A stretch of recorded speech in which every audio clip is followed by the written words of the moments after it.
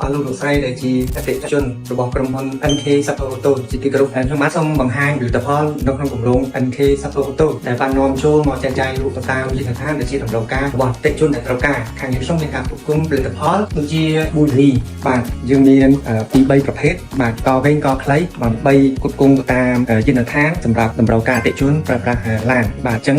យើងមានការលក់បោះដុំបាទទៅតាមវិទ្យាឋានក្នុងតម្លៃពិសេសល្អផលិតផលប្រកបដោយគុណភាពបាទមានកវែងកខ្លីបាទហើយទន្ទឹមនោះផងដែរក៏យើងមានការនាំចូល spray បាទដោយ NK Support Auto ប្រកបដោយគុណភាពនិងតម្លៃពិសេសគឺជាប្រភេទ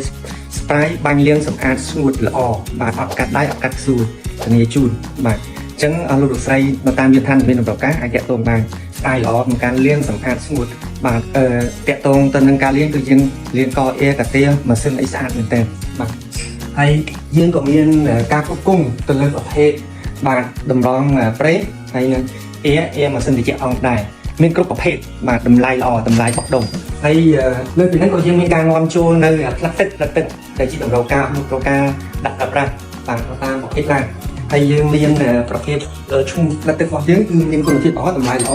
ឈ្មោះ Sublet Plate បាទល្អមែនតើអស់លោកមានតម្រូវការអីអាចតាក់ទងមកខាងយើងខ្ញុំបានយើងមានផលិតផលទាំងអស់នេះគឺផ្គត់ផ្គង់ជូនបាទហើយផ្ដល់នៅសេវាកម្មក្នុងការដឹកជូនដល់តាមយន្តដ្ឋាន